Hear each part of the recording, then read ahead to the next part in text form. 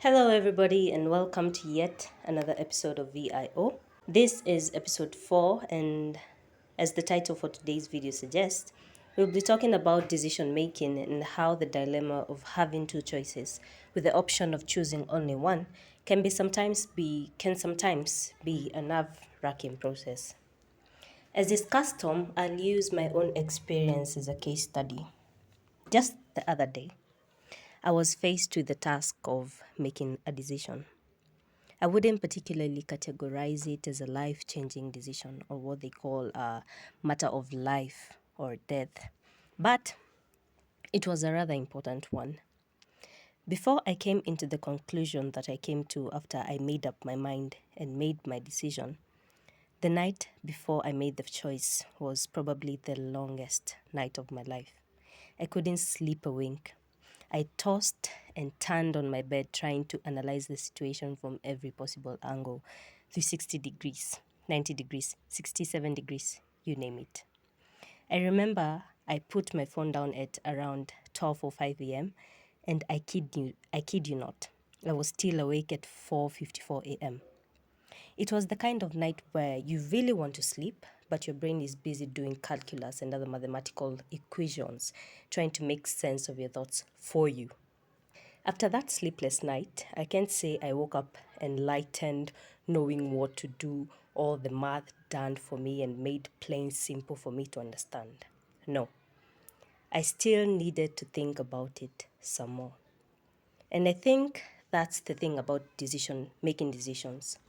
No matter how hard you think, you might actually end up choosing the wrong decision. If at all, you look at decisions as right or wrong.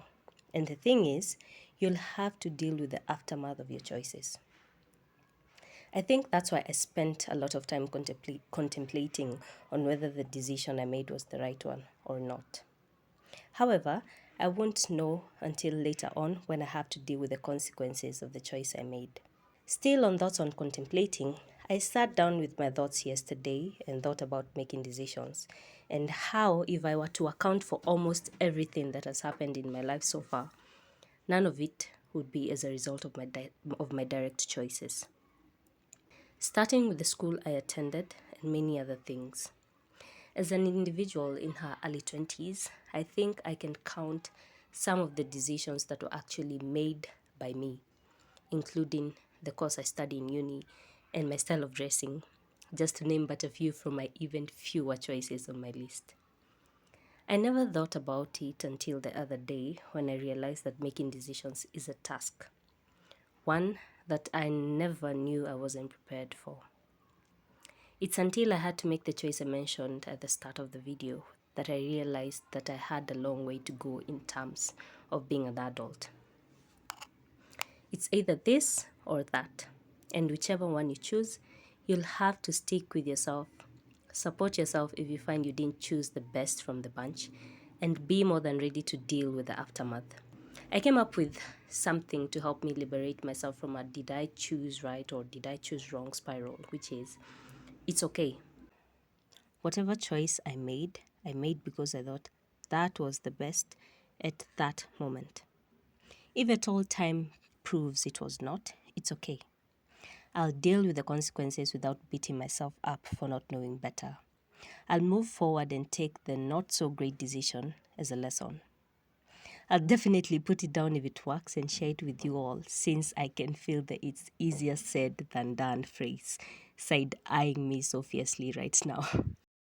And with that not so little mini rant, we've come to the end of this video, lovely people.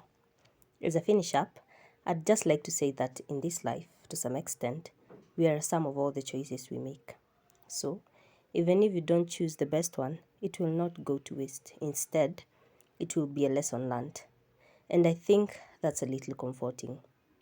As always, thanks for sticking around till the end and see you in the next one.